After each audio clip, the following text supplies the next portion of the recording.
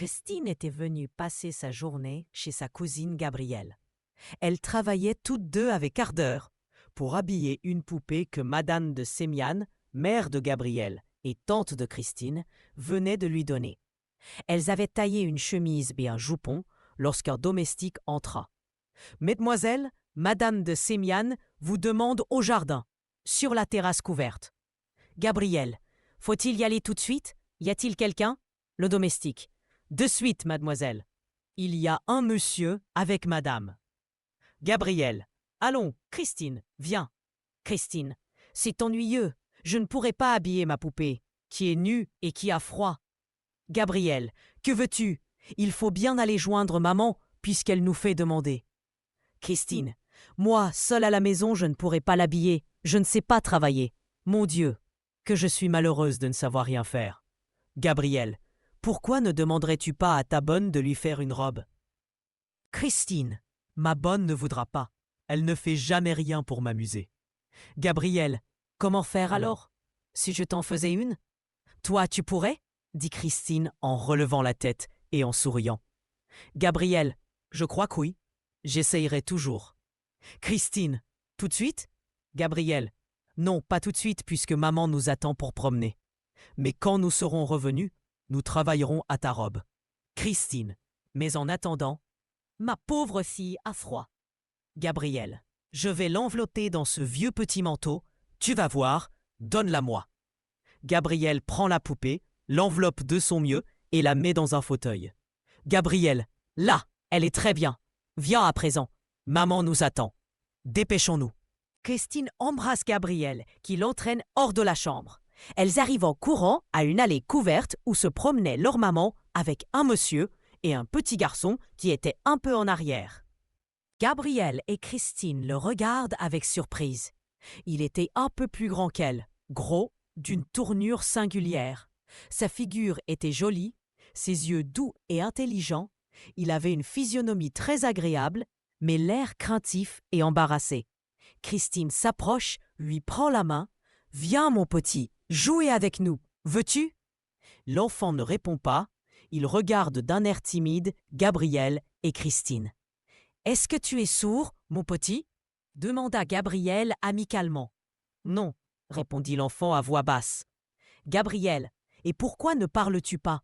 Pourquoi ne viens-tu pas avec nous » L'enfant. « Parce que j'ai peur que vous ne vous moquiez de moi comme les autres. » Gabrielle. « Nous moquer de toi? Et pourquoi cela? Pourquoi les autres se moquent-ils de toi? Vous ne voyez donc pas » dit le petit garçon en relevant la tête et les regardant avec surprise. Gabrielle. « Je te vois, mais je ne comprends pas pourquoi on se moque de toi. » Et toi, Christine, vois-tu quelque chose? Christine. « Non, pas moi. Je ne vois rien. Alors, vous voudrez bien m'embrasser et jouer avec moi? » dit le petit garçon en souriant et en hésitant encore. « Certainement, » s'écrièrent les deux cousines en l'embrassant de tout leur cœur. Le petit garçon semblait si heureux que Gabrielle et Christine se sentirent aussi toutes joyeuses.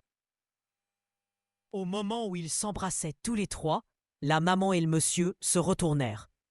Ce dernier poussa une exclamation joyeuse. « Ah, les bonnes petites filles! Ce sont les vôtres, madame? Elles veulent bien embrasser mon pauvre François, pauvre enfant. Il en a l'air tout heureux. » Madame de Sémiane.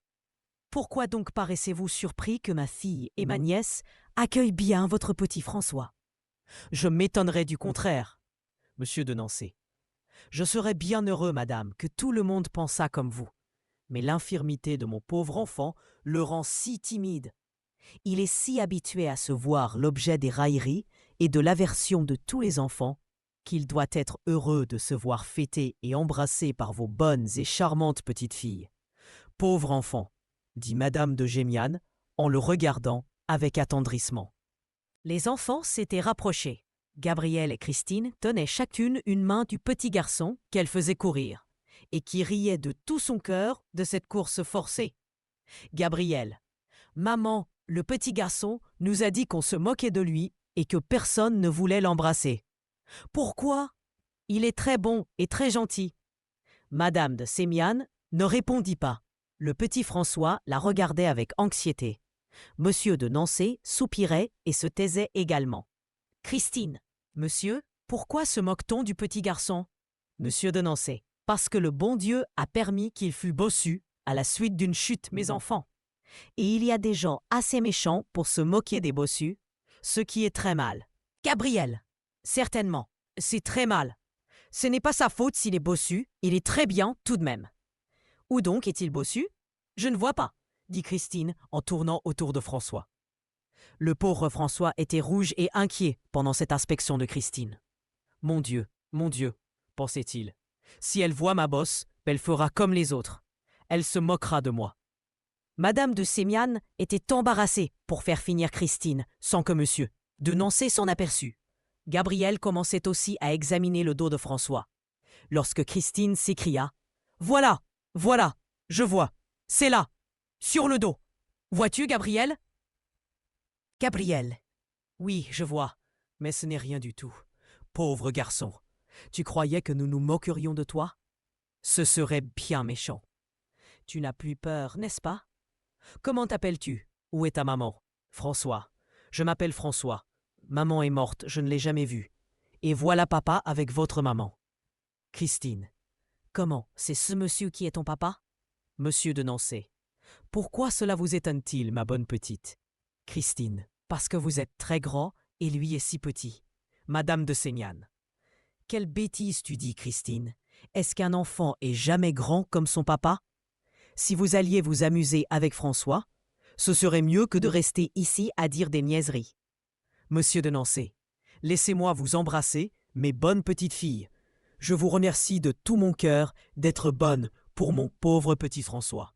Monsieur de Nancé embrassa à plusieurs reprises Gabriel et Christine, et il alla rejoindre Madame de Sémiane. Les enfants, de leur côté, entrèrent dans le bois pour ramasser des fraises. Christine, tiens, François, viens par ici. Voici une bonne place. Regarde, que de fraises. Prends tout. François, merci ma petite amie. Comment vous appelez-vous toutes deux? Gabriel, je m'appelle Gabriel.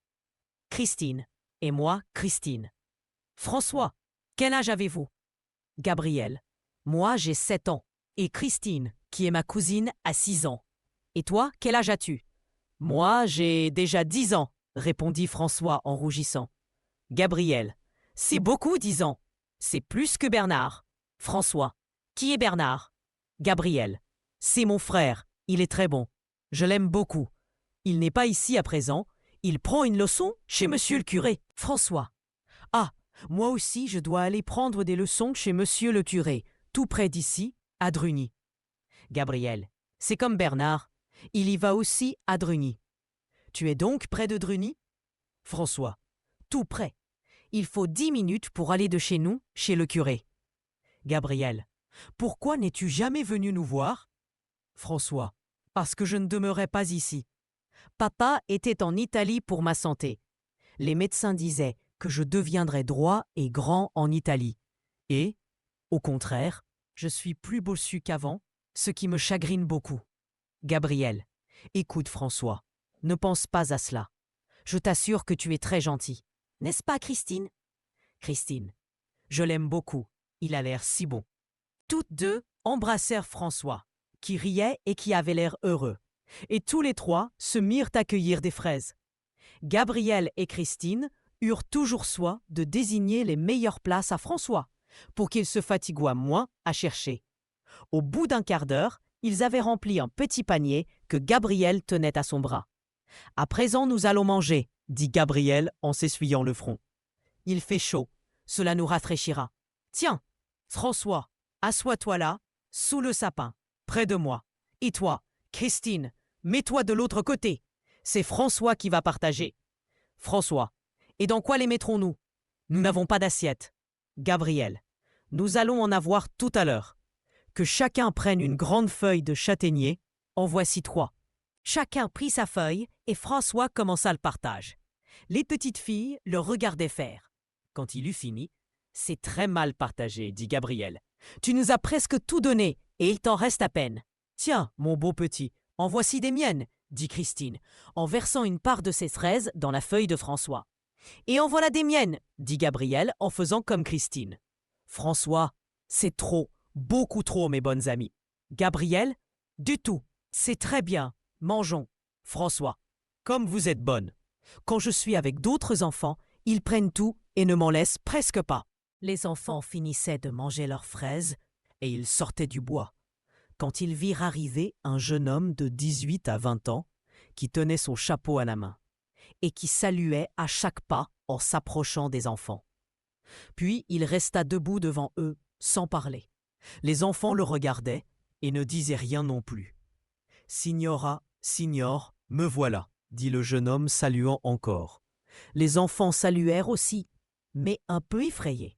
« Sais-tu qui c'est » dit François à Gabrielle. Gabrielle, non, j'ai peur. Si nous nous sauvions? Signora, signor, je suis venu. Mais voici. Recommença l'étranger, saluant toujours. Pour toute réponse, Gabrielle prit la main de Christine et se mit à courir en criant « Maman, maman, un monsieur !» Elles ne tardèrent pas à rencontrer Madame de Sémiane et Monsieur de Nancé, qui les avaient entendus crier et qui accouraient aussi, craignant quelque accident. « Qu'y a-t-il? Où est François ?» demanda Monsieur de Nancé avec anxiété. « Là, là, dans le bois, avec un monsieur fou qui va lui faire du mal, » dit Christine, tout essoufflée. Monsieur de Nancé partit comme une flèche et aperçut François debout et souriant devant l'étranger, qui se mit à saluer de plus belle. « Monsieur de Nancé, qui êtes-vous, monsieur? Que voulez-vous » L'étranger, saluant. « Moi, je suis invité de venir, c'est Signor Comté. C'est vous, Signor Sémiane » Monsieur de Nancé. « Non, ce n'est pas moi, monsieur. Mais voici Madame de Sémiane. » L'étranger s'approcha de Madame de Sémiane, recommença ses saluts et répéta la phrase qu'il venait de dire à Monsieur de Nancé. « Madame de Sémiane, mon mari est absent, monsieur. Il va rentrer. Mais veuillez me dire votre nom, car je ne crois pas avoir encore reçu votre visite. » Il tendit à Madame de Sémiane une lettre, qu'elle parcourut en réprimant un sourire. « Ce n'est pas l'écriture de mon mari, dit-elle. Paolo, pas écriture. Alors quoi faire? Il invite à dîner, et moi, povero Paolo, j'étais très satisfait. J'ai marché fort, j'avais peur de venir tard. Quoi faire, Madame de Sémiane? Il faut rester à dîner avec nous, monsieur. Vos amis ont voulu sans doute vous jouer un tour, et vous le leur rendrez en dînant ici et en faisant connaissance avec nous. Paolo, ça est beau à vous. Merci, Nadama. Moi, je ne suis pas depuis longtemps ici. Moi, je connais personne. Le jeune homme raconta comme quoi il était médecin, italien, échappé à un affreux massacre du village de Liepo, qu'il défendait avec 200 jeunes Milanais contre Radetzky. Eux sont restés presque tous tués, coupés en morceaux. Moi, je me suis sauvé en m'étant sous les animaux. Quand la nuit est venue, moi rampé longtemps, et puis je me suis levé debout, et j'ai couru. Les ours, je suis cassé dans les bois, j'ai mangé les fruits des oiseaux, et la nuit, courir encore jusqu'à Zen, puis j'ai marché et j'ai dit italiano. Et les amis m'ont donné du pain, des viandes, un lit. Et moi, je suis arrivé en vaisseau, en bonne France. Les bons Français ont donné tout et m'ont amené ici à Argentan. Et moi, je connais personne, et quand est arrivée une lettre du Signor Comte Simiano, moi j'étais content. Et les camarades de rire et sous-sautèrent, et une me dit « Va pas, c'est pour rire ». Mais moi j'ai pas écouté, et j'ai fait 2 lieues en 1 heure. Et voilà comment Paolo est venu jusqu'ici. Vous riez comme les camarades. C'est drôle, pas vrai? Madame de Sémiane riait de bon cœur. Monsieur de Nancé souriait et regardait le pauvre Italien avec un air de profonde pitié. « Pauvre jeune homme, dit-il avec un soupir. Et où sont vos parents? »« Mes parents ?» Et le visage du jeune homme prit une expression terrible. « Mes parents, morts, tués par les féroces Autrichiens, fusillés avec les sœurs, frères, amis dans les maisons à eux. Tout est brûlé, et avant battu, pour les punir eux, parce que moi, Italien, j'ai allé avec les amis pour tuer les Autrichiens méchants et barbares. Voici l'Autriche. Voilà le Radetzky, Madame de Sémiane. Pauvre garçon, c'est affreux. Monsieur de Nancé. Malheureux jeune homme, être ainsi sans parents, sans patrie, sans fortune. Mais il faut avoir courage. Tout s'arrangera avec l'aide de Dieu. Ayons confiance en lui, mon cher monsieur. Courage. Vous voyez que vous voilà chez Madame de Sémiane sans savoir comment. C'est un commencement de protection. Tout ira bien. Soyez tranquille. Le pauvre Paolo regarda Monsieur de Nancey d'un air sombre et ne répondit pas. Il ne parla plus jusqu'au retour au château. Les enfants restèrent un peu en arrière pour ne pas se trouver trop près de ce Paolo qui inspirait aux petites filles une certaine terreur. « Qu'est-ce qu'il disait donc des Autrichiens » demanda Christine. Il avait l'air si en colère. Il disait que les Italiens brûlaient des Autrichiens et que ses sœurs battaient leurs habits, je crois. Et puis qu'ils tuaient tout, même les parents et les maisons. Christine. Qui tuait? Gabriel. Eux tous. Christine. Comment eux tous? Qu'est-ce qu'ils tuaient? Et pourquoi les sœurs battaient-elles les habits? Je ne comprends pas du tout. Gabriel. Tu ne comprends rien, toi. Je parie que François comprend. François? Oui, je comprends. Mais pas comme tu dis. C'est les Autrichiens qui tuaient les pauvres Italiens, et qui brûlaient tout, et qui ont tué les parents et les sœurs de l'homme, et ont brûlé sa maison. Comprends-tu, Christine? Christine. Oui, très bien. Parce que tu dis très bien. Mais Gabriel disait très mal. Gabriel, ce n'est pas ma faute si tu es bête et que tu ne comprends rien. Tu sais bien que ta maman te dit toujours que tu es bête comme une oie. Christine, tout le monde me dit que je suis laide et bête. Je crois qu'ils disent vrai. Et une larme coula le long de sa joue. Gabriel l'embrassant. Pardon, ma pauvre Christine. Je ne voulais pas te faire de peine. J'en suis fâché. Non, non, tu n'es pas bête. Pardonne-moi, je t'en prie. Christine baissa la tête tristement et se tut. François s'approcha d'elle et lui dit en l'embrassant « Non, tu n'es pas bête, ma petite Christine. Ne crois pas ce que te dit Gabriel. » Christine sourit et rendit à Gabriel son baiser. La cloche sonna pour le dîner et les enfants coururent à la maison pour se nettoyer et arranger leurs cheveux. Le dîner se passa gaiement, grâce à l'aventure de l'Italien que Madame de Sémiane avait présenté à son mari. Bernard avait aussi fait connaissance avec François pendant le dîner. « Je suis bien fâché de n'avoir pas pu rentrer plus tôt, » dit Bernard. « J'étais chez le curé. J'y vais tous les jours prendre une leçon. François. Et moi aussi, je dois aller chez le curé pour apprendre le latin. Je suis bien content que tu y ailles. Nous nous verrons tous les jours. Bernard. J'en suis bien aise aussi. Nous ferons les mêmes devoirs probablement. François. Je ne crois pas.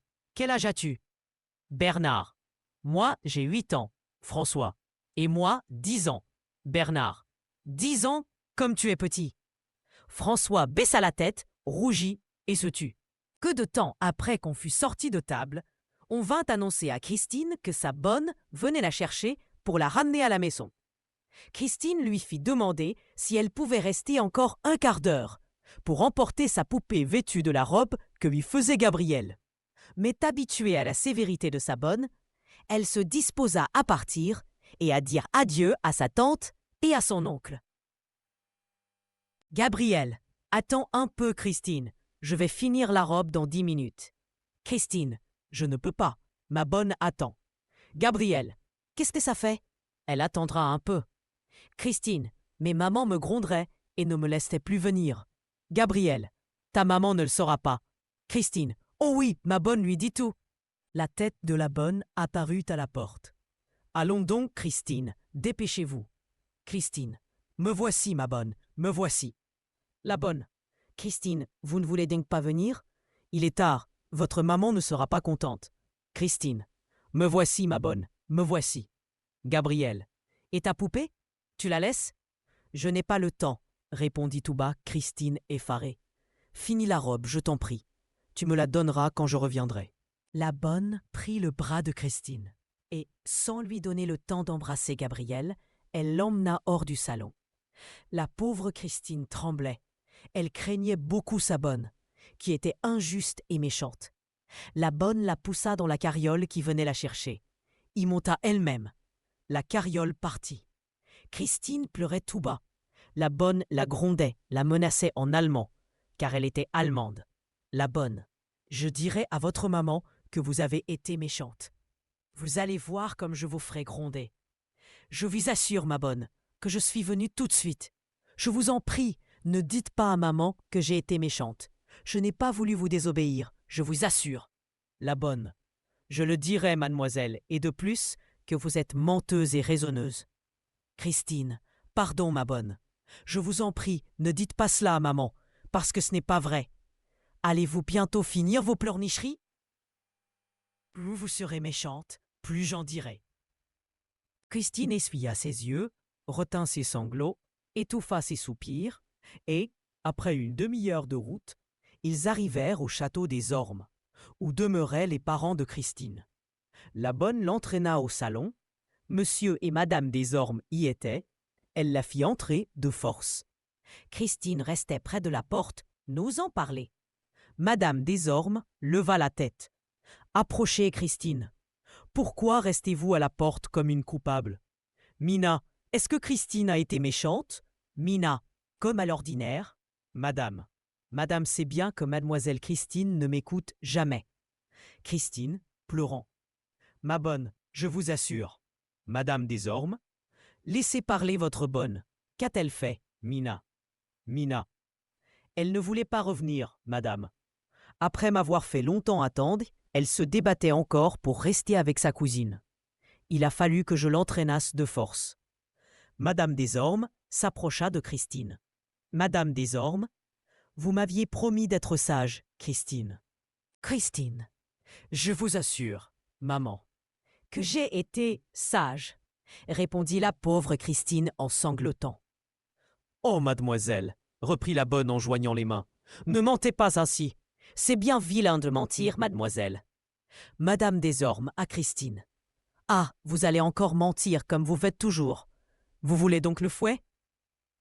Monsieur des Ormes, qui n'avait rien dit jusque-là, s'approcha de sa femme. Monsieur des Ormes, ma chère, je demande grâce pour Christine. Si elle a été désobéissante, elle ne recommencera pas. Madame des Ormes. Comment, si? Mina s'en plaint continuellement et ne peut pas en venir à bout. À ce qu'elle dit. Monsieur des Ormes, avec impatience. Mina, Mina. Avec nous, Christine est toujours parfaitement sage. Elle obéit avec la docilité d'un chien d'arrêt. Madame des Ormes. Parce qu'elle a peur d'être punie.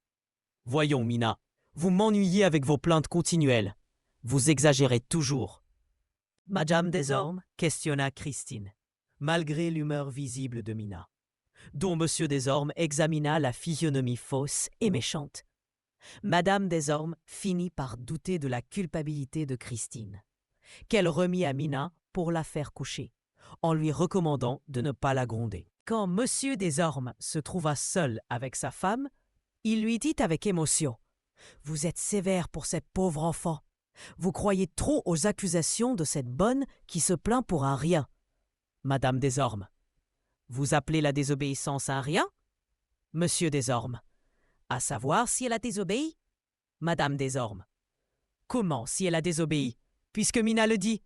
Monsieur des Ormes, Mina ne m'inspire aucune confiance. Je l'ai surprise déjà plus d'une fois à mentir. Et de plus, je crois qu'elle déteste cette petite. Madame des Ormes. Ce n'est pas étonnant. Avec elle, Christine est toujours désagréable et maussade. Monsieur des Ormes.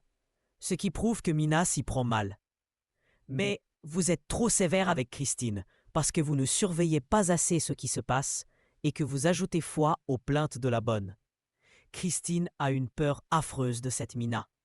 De grâce, mettez-y plus de soin et de surveillance. Madame des Ormes. Oh, je vous en prie, parlons d'autre chose. Ce sujet m'impatiente. Monsieur des Ormes soupira, quitta le salon et, curieux de voir ce que faisait Mina, il alla voir si Christine se consolait de sa triste journée. Il entra chez elle. Christine était dans son lit, et seule, elle pleurait tout bas. Monsieur des Ormes s'approcha, se pencha vers le lit de sa fille. « Où est ta bonne, Christine ?»« Christine, elle est sortie, papa. » Monsieur des Ormes. « Comment? Elle te laisse toute seule? » Christine. « Oui, toujours quand je suis couchée. » Monsieur des Ormes. Veux-tu que je l'appelle? Oh non, non, laissez-la, je vous en prie, papa, s'écria Christine avec effroi. Pourquoi as-tu peur d'elle? Christine ne répondit pas. Son père insista pour savoir la cause de sa frayeur. La petite finit par répondre bien bas. Je ne sais pas. Ne pouvant en obtenir autre chose, il quitta Christine, triste et préoccupé. Sa conscience lui reprochait son insouciance pour elle, et le peu de soin qu'il prenait de son bien-être, sa femme ne s'en occupant pas du tout. Quand il rentra au salon, il trouva Madame Desormes d'assez mauvaise humeur. Il ne lui reparla plus de Christine ni de Mina, mais il forma le projet de surveiller la bonne et de la faire partir à la première méchanceté ou calomnie dont elle se rendrait coupable.